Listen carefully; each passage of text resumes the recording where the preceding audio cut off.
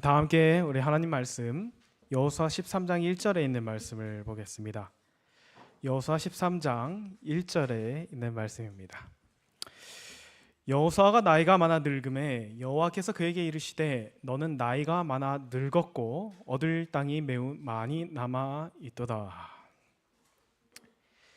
여리고를 정복하고 아이성을 정복하고 그 이후로 이스라엘은 승승장구합니다. 그래서 여호수아 10장과 12장과 10장부터 12장은 이스라엘 승리에 대한 기록들이 나와 있어요. 그러나 아직 끝나지 않았다는 것을 13장에서는 이야기합니다. 그런데 문제가 하나 생겼죠. 그건 뭐냐면 여호수아가 전투 최전선에 나서기에는 이제는 나이가 너무 많아졌다는 것이에요. 이때 여호수아는 거의 100세에 가까운 나이가 되었습니다. 그렇기 때문에 이제 하나님께서는 이 여호수아가 직접 이렇게 진두지휘하는 것이 아니라 이제는 나머지 아직 정복하지 못한 땅은 먼저 분배를 하고 그 다음에 자기에 해당되는 그 땅들을 그 분배받은 지파가 스스로 그것들을 정복하도록 하나님께서 이렇게 명령하셨습니다. 이 분배에 대한 것은 어떻게 분배할 것인가에 대한 모세가 이미 그 이스라엘 백성들에게 일러 주었어요. 그래서 분배의 방식은 제비뽑기인데 거기에는 여호수아 그리고 대제사장 엘리아살 그리고 각 지파의 두령 12명의 대표들이 나와서 제비를 뽑아서 분배받을 것을 하나님께서 이야기하셨습니다. 이번 분배에서는 이미 요단 동쪽 그들이 가나안 땅에 여리고에 들어오기 전에 요단을 건너기 전에 이미 분배받은 두 지파 반 루벤과 갓 그리고 므낫세 반 지파를 제외한 9지파 반이 그 땅을 이제 나누어서 분배를 받게 되었습니다. 소문이 나요. 계획이 바뀌었습니다. 땅을 미리 분배한대요. 소문이 나기 시작합니다. 지금까지는 우리가 함께 연합해서 싸웠지만 이제는 각 지파끼리 지파의 사정에 따라서 이제 전투를 해야 하느냐 마느냐가 되는 것이죠. 연합했던 마음 속에 서로 견제하는 마음이 생길 수 있는 그런 충분한 상황이 되었습니다. 가나안에 지금 네 종류의 땅이 있어요. 하나는 이미 정복했고 아주 기름진 땅입니다. 최고의 땅이죠. 모두가 갖고 싶어하는 그 땅. 그 다음에는 이미 정복은 했지만 상대적으로 척박한 땅이에요. 좀 선호하지 않은 땅이죠. 그 다음에 세 번째 종류의 땅은 아직 정복은 못했지만 탐나는 그런 땅입니다. 그 다음에 네 번째 종류의 땅은 아직 정복하지도 않았고 앞으로도 못할 것 같거나 아니면 후기 굳이 정복 안 해도 될 것 같은 그런 땅이에요. 최악의 땅이죠. 뭐 굳이 그것까지 그런 생각이 들 만한 것입니다. 긴장이 돼요. 제비를 잘 뽑아야 됩니다. 대표로 뽑아야 되니까 이 잘못 뽑았다가 그렇죠? 모든 사람에게 원망을 들을 수 있잖아요. 모든 사람은 첫 번째 땅을 원합니다. 근데 첫 번째 땅 이미 정복되었고 그 다음에 그 기름진 땅은 그 제한이 있죠. 모두가 가질 수는 없습니다. 그래서 만약에 우리가 첫 번째 땅을 얻는데 실패하면 의욕이 없는 사람은 아마 두 번째 땅을 이렇게 그냥 원할 거예요. 이미 정복은 했지만 좀 척박하지만 그래도 이미 정복 전쟁 끝났으니까 그냥 그거 갖고 그냥 나는 이제 편하게 살래 라고 생각하는 사람이 있을 테고요. 야망 있는 사람은 아니야, 그래도 좋은 땅을 얻기 위해서 싸워야 한다면 싸울 것이다 라는 생각을 하겠죠. 하지만 네 번째로 원하는 사람은 아무도 없습니다. 아직 정복도 하지 않았을 뿐더러 그다지 탐나지 않는 그 땅을 원하는 사람은 아무도 없었겠죠. 이거는 꼴찌만 갖게 돼 있습니다. 여호수아가 백성들에게 발표해요. 그리고 길갈로 모이라고 모든 두령들을 소집합니다. 시간이 온 것이죠. 아마 그 몇몇 사람들은 어떤 사람들은 함께 모여서 새벽 기도를 드렸을 것 같아요. 철야 기도를 했을지도 모릅니다. 밤새도록 하나님 제발, 그 자기 마음속에 다들 땅이, 그 머릿속에 땅이 있을 거 아니에요. 지도가 다 그려집니다. 그 땅이 좋았는데 하나님 누구 기도를 들어주셔야 돼요? 어쨌든 모두가 그렇게 어떤 땅을 분배받을지 긴장하면서 자기의 순서가 먼저 오기를 기대하고 자기의 이름이 먼저 뽑히기를 기대하고 자기가 원하는 그 땅을 얻기를 소망하고 있는 그 시간. 여러분, 가나안에 이미 들어온 지 7년이라는 시간이 흘렀습니다. 이제 7년의 보상을 받아야 할 때예요. 근데 변수가 등장합니다. 아주 큰 변수였어요. 여호수아 14장 6절에 보면 그때 유다 자손이 길갈에 있는 여호수아에게 나아오고 그니스 사람 여분네의 아들 갈렙이 여호수아에게 말하되 여호와께서 가데스 바네아에서 나와 당신에 대하여 하나님의 사람 모세에게 이르신 일을 당신이 아시는 바라. 갈렙의 등장은 모두를 긴장하게 합니다. 갈렙은 존경받는 최고의 어른이기도 했어요. 출애굽을 경험하면서 살아남은 최후의 2인 중에 한 명입니다. 여호수아도 굉장히 예의 있게 대하는 그런 사람이에요. 여호수아에게도 굉장히 특별한 존재입니다. 함께 생사고락을 함께한 전우죠. 그런 갈렙이 이야기를 합니다. 여호수아가 물었을 거예요. 사람들 쫙 모여 있는데 갈렙이 옵니다. 할 말이 있다고요. 무슨 일입니까? 다름이 아니라 땅 때문에 그런데요. 이 사람들이 흠칫 놀랍니다. 땅? 그러더니 갈렙이 뭐라 하냐면 저에게 특권이 하나 있는 거 아시죠? 이 특권은 모세에게 부여받은 거예요. 모세가 12정탐꾼을 보내고 그 다음에 돌아와서 그 보고를 받았을 때 유일하게 하나님께서 우리와 함께 하시면 승리하겠다라는 그 두 사람들에게 모세가 특권을 주었습니다. 하나님께서 약속하신 것처럼 내가 밟는 땅을 너에게 주리라. 야, 사람들이 뭐라 생각했을까요? 느낌이 쎄해요. 설마 저 어른이 지금 우리 분배도 하기 전에 이미 자기의 특권을 사용해서 가져가겠구나 생각합니다. 그러지 않을까요?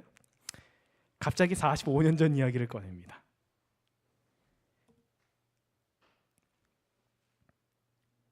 내 나이 40세.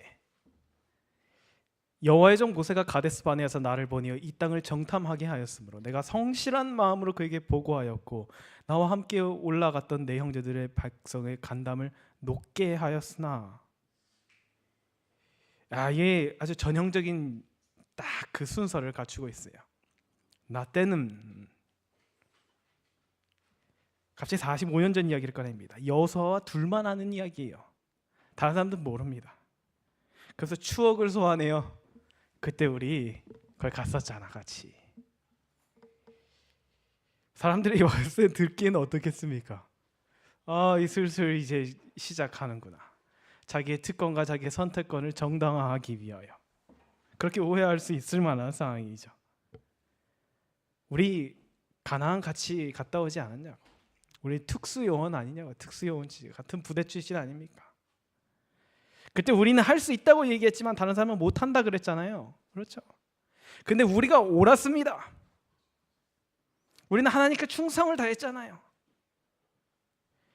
이야기를 듣고 있는 사람들이 있었다면 그들의 마음속에는 아마 이렇게 생각해요. 역시 그럼 그렇지. 설마가 역시가 될 것 같은 느낌이 쫙 옵니다.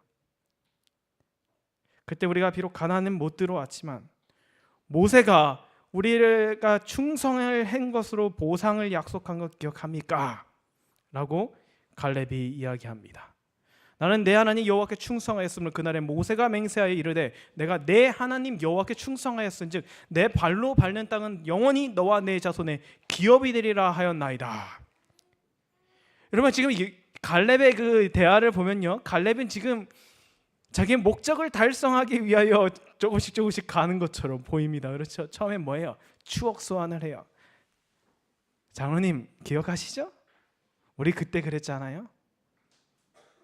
여호수아는 최고의 권위를 갖고 있는 사람입니다. 리더예요. 결정권자예요. 그 사람에게 와서 이야기합니다. 우리 친구 아니야? 우리 전우잖아. 그러면서 한마디 더 붙여요. 그때 했던 약속 기억나? 근데 그걸 누가 한 약속이에요? 그 누구도 아니에요. 모세가 했던 약속이에요. 모세를 소환합니다. 이건 이스라엘 백성들 앞에서는 절대적인 권위를 갖고 있어요. 모세가 그러지 않았냐고. 이 가장 어떻게 보면 큰 무기예요. 모세 사실, 그렇죠? 우리가 흔히 누구 이름을 판다라고 이야기하잖아요. 모세 이름만큼 값지게 팔리는 건 없습니다. 이스라엘 백성들한테. 모세가 약속하지 않았냐고. 모세가 심지어 뭐냐면 맹세했대요. 이건 뭐 어떻게 할 수가 없는 것이죠. 사실 불만이 있어도 불만을 제기할 수 없을 만큼 너무나 확실한 주장을 지금 갈렙이 하고 있는 것입니다. 오해를 확신으로 만들 만한 말이에요. 내 발로 밟는 땅은 영원히 너와 내 자손의 기업이 되리라. 그래서 저 어른이 저렇게 열심히 싸웠구나. 맨날 앞에 가갖고 나를 따르라 하시더니 그 이유가 여기 있겠구나라고 생각해요. 왜요? 밟는 땅, 안 밟은 땅이 없어요 지금 갈렙은. 그러니까 그 중에서 하나 제일 좋은 거 골라가면 그만인 것입니다. 그렇게 해서 나아온 것이죠. 거기에 쐐기를 박습니다. 이제 보소서, 여호와께서 이 말씀을 모세에 이르신 때로부터 이스라엘이 광야에서 방황한 이 45년 동안을 여호와께서 말씀하신 대로 나를 생존하게 하셨나이다. 오늘 내가 몇 살이래요? 85세로다. 이 장유유서의 사회에서는 이만한 게 없죠. 나 85세입니다. 뭐 딱 갈렙이 쐐기를 박아요. 누가 반박을 하겠습니까? 누가 여기서 대꾸를 할까요?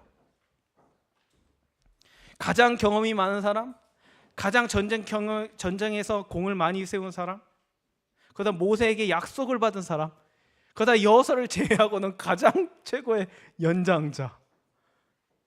그가 권리를 주장하는데 누가 여기다가 반박을 할 수 있겠습니까? 저 85세입니다. 여러분, 이 정도면 노후를 편안하게 보낼 어떤 땅 하나, 작은 땅 하나 우선적으로 가져갈 수 있지 않겠어요?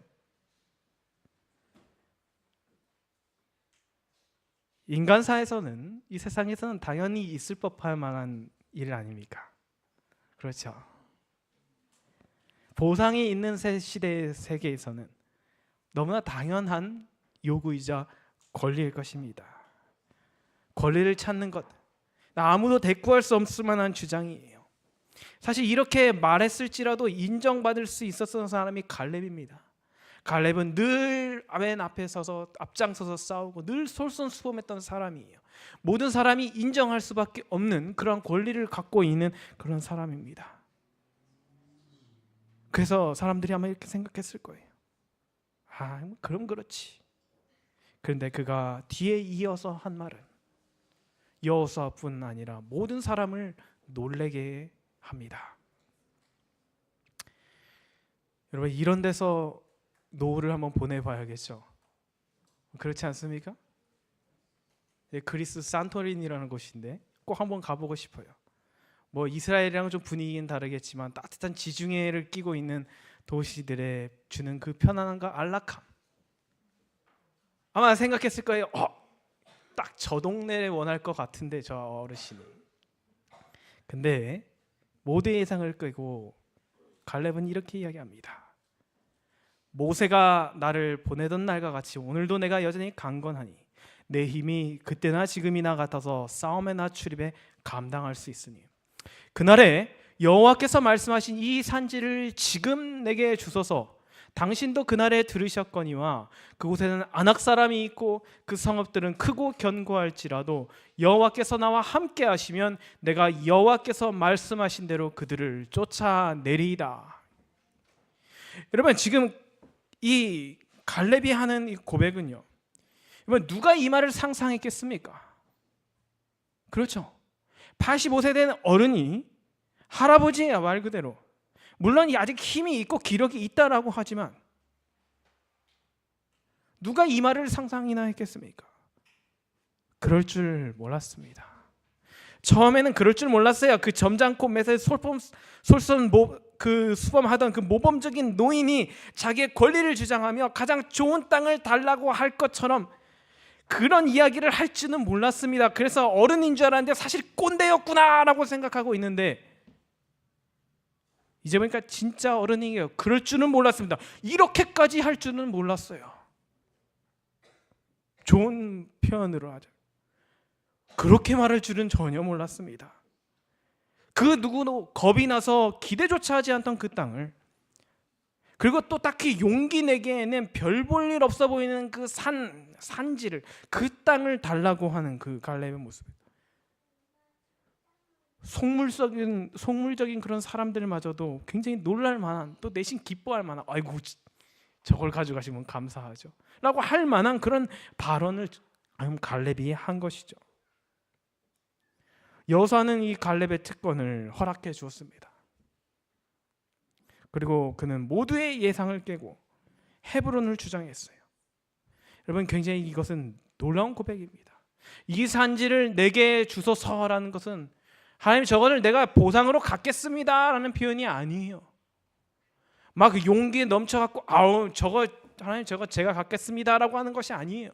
아무도 가지려고 하지 않고 모두가 두려워하고 앞으로 나아가기에 그 민족의 그 역사를 하나님께서 이루실 일을 방해하고 있는 그것을 갈렙은 그럼 제가 가지겠습니다 라고 고백하는 것입니다.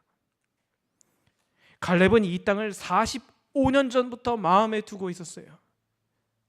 그 땅이 비옥하기 때문도 아니고 가치가 있기 때문도 아니었습니다. 그것은 그와 하나님만의 약속이에요. 그 누구도 몰라요. 갈렙이, 거기 있던 모든 사람들, 족장들은 갈렙이 그걸 받을 것이라고 하나님께서 그걸 약속하셨다는 사실조차도 모릅니다. 그건 굳이 갈렙만 아는 거예요. 여호수아도 그냥 다 잊어버린 이야기입니다. 그러니까 그냥 넘어가도 되는 거예요. 그래서 지중해 따뜻한 곳에 그 연안에 있는 그런 동네를 선택해도 괜찮은 상황입니다. 하지만 갈렙은 그렇게 하지 않았어요. 왜냐하면 그의 삶의 기준은, 인생의 기준은 늘 하나님이었기 때문입니다. 그분의 말씀이 그의 삶에는 기준이었고, 그분의 나라를 건설하고 그것을 세우는 것이 그의 삶의 전부의 목표였어요. 그래서 지금도 그 산지를 달라고 하면서 뭐라고 하냐면, 하나님이 나랑 함께 하시면 하나님께서 시키시는 대로 쫓아내겠습니다. 그러니까 그 곳을 선택한 이유는 뭐냐면, 하나님이 거기에 있는 사람들을 쫓아내라고 하셨기 때문에 그는 그것을 선택하는 것입니다. 갈렙이 헤브론을 그토록 요구했던 것은 그가 힘이 넘쳐서도 아니에요. 막 싸우고 싶어 안달이 나는 것도 아닙니다. 그 칼이 막 피를 부르는 그 피에 굶주린 사람도 전혀 아니죠. 감당할 수 있는 힘이 있기는 하지만 굳이 그렇게 할 필요 없습니다. 제가 봤을 때 이 갈렙에게 가장 적합한 곳은 사실 지중해 연안에 있는 블레셋 땅입니다.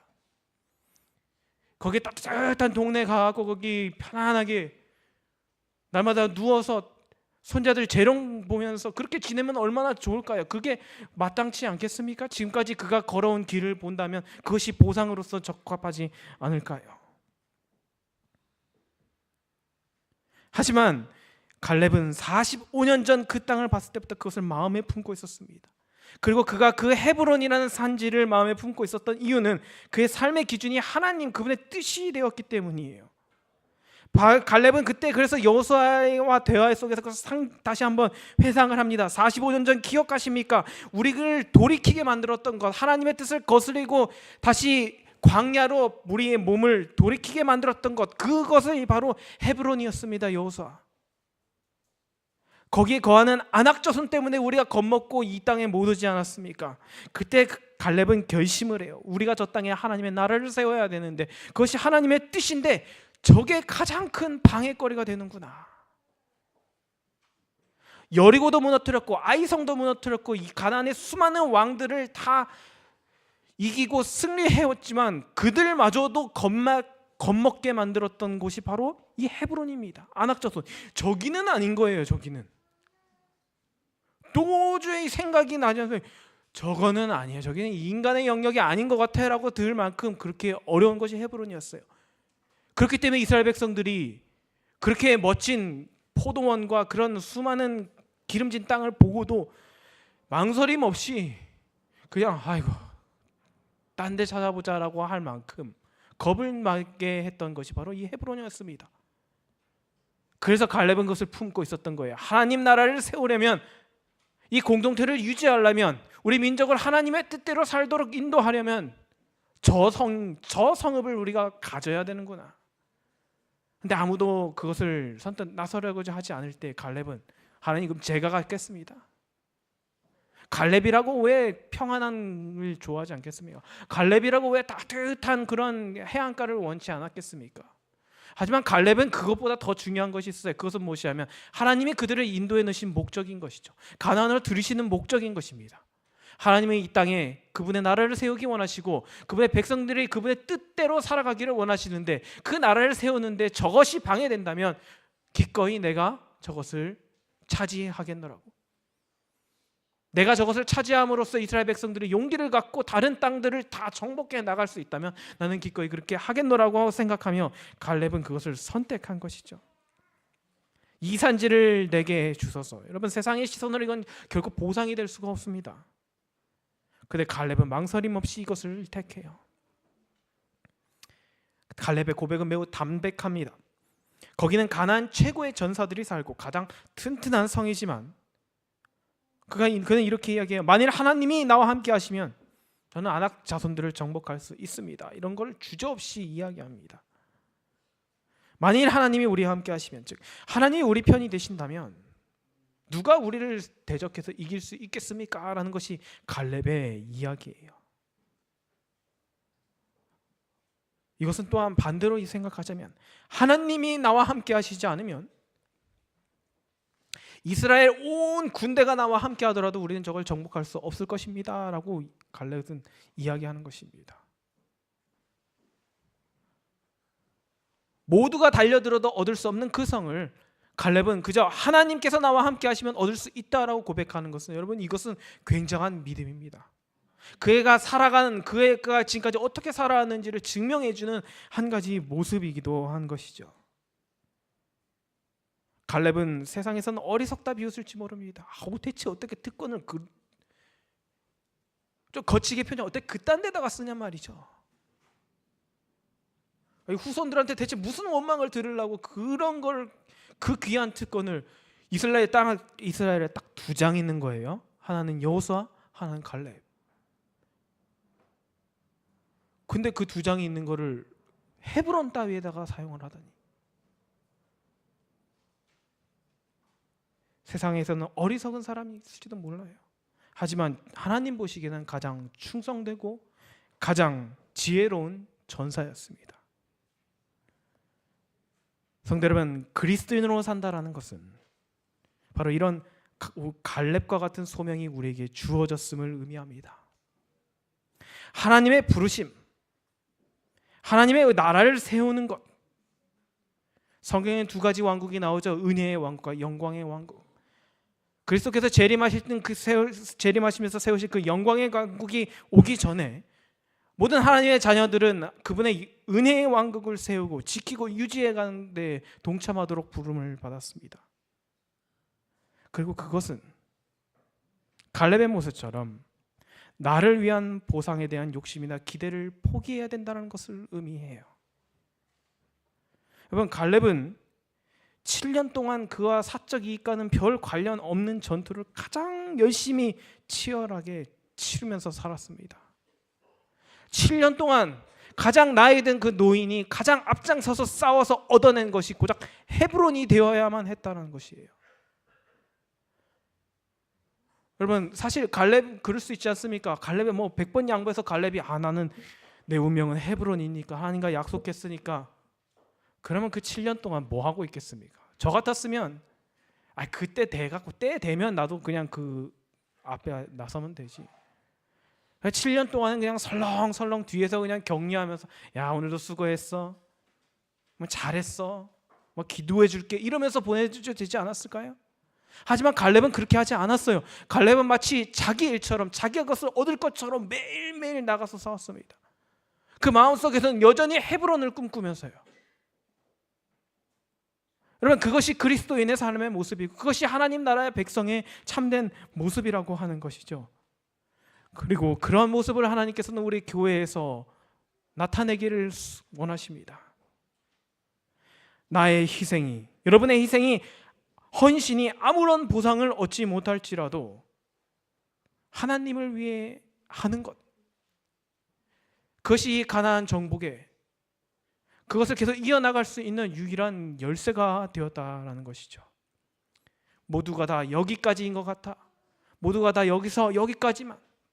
모두가 다 그냥 미리 이미 정복된 그 땅을 분배받기 원하는 그 순간에 하나님의 전사는 여전히 하나님의 약속이 성취되기를 꿈꾸면서 이 산지를 내게 주소서라는 고백을 하게 되었다라는 것입니다. 여러분, 그나마 갈렙은 땅을 얻기라도 했어요. 근데 갈렙은 그것도 자기 선택의 결과이기도 합니다. 근데 선택의 여지도 없이 굉장히 아쉬움만 가질 수밖에 없는 사람들이 있었어요. 그 막 승승장구하면서 땅이 넓어지는 것들을 바라보면서 여전히 입맛만 다시고 있어야 했던 상황에 있던 그런 사람들, 바로 레위 지파 사람들이었습니다. 레위 지파는 하나님께서 어떤 땅을 분배받지 않을 것이라고 이야기하셨어요. 이 레위 지파 사람들이 보면 서운해할 만한 이야기죠. 3절과 4절 말씀에 레위 자손에게는 그들 가운데서 기업을 주지 아니하였으니 이는 요셉의 자손이 므낫세와 에브라임의 두 지파가 되었습니다. 이 땅에서 레위 사람에게 아무 분깃도 주지 아니하고 다만 거주할 성읍들과 가축과 재산을 위한 목초지만 주었으니. 이 레위 사람들이 보면 참 서운해할 만한 이야기죠. 레위가 받을 복이 다 누구한테 가버렸어요? 요셉에게 가버린 꼴이에요. 요셉 지파가 너무 크니까 두 지파의 몫을 다 할당해버리는 것이요, 요셉의 자손들이. 요셉의 자손이 두 지파가 되었기 때문에 레위 사람에게는 이 땅에서 아무 분깃도 없다라고 성경은 이야기합니다.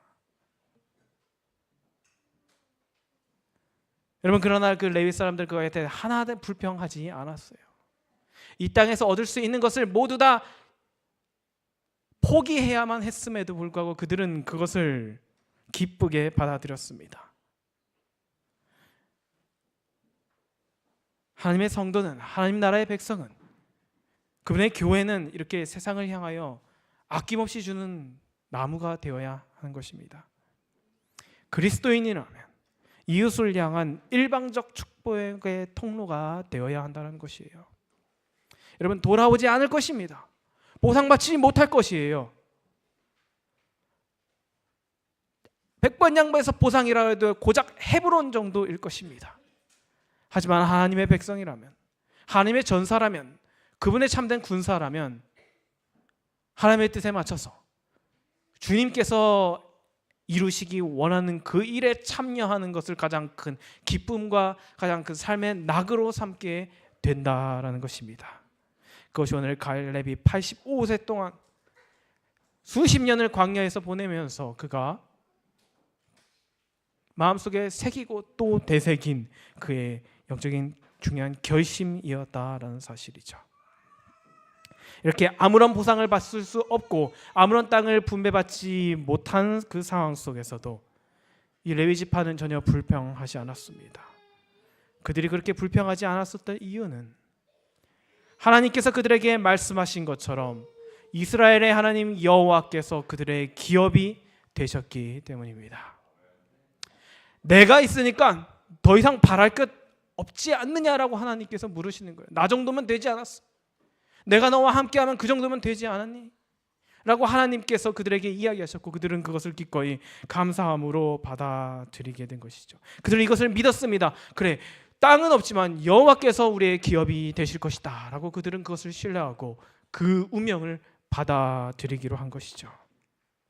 여러분, 가나안의 분배의 이야기는 작게는 세상 어디에서도 찾아볼 수 없는 어떤 미담 같은 이야기이지만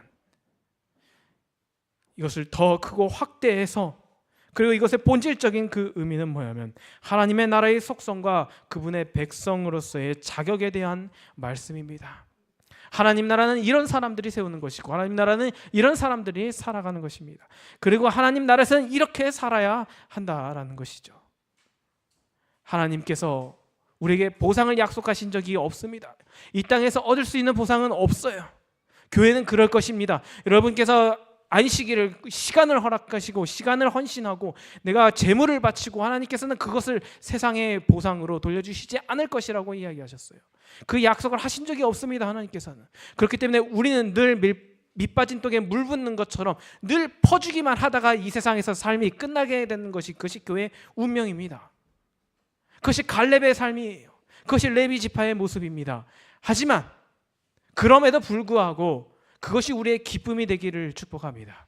그것이 우리의 꿈이 되기를 소망합니다. 45년이 아니라 더 긴 시간이라도 그 헤브론을 가슴속에 품고 살아가기를 소망합니다. 이 산지를 내게 주소서라는 그 고백이 우리의 고백이 되기를 소망합니다. 하나님의 나라의 건설에 방해되니 주님 한 사람들이 하나님의 말씀을 찾는데 하나님의 진리를 찾아가는데 방해되는 것들을 제거하는데 도움이 된다라고 한다면 기꺼이 나의 시간과 나의 돈과 나의 재물과 나의 모든 것을 바쳐서 내가 이 산지를 차지하겠노라고 결심하게 되는 저 여러분이 되기를 소망합니다.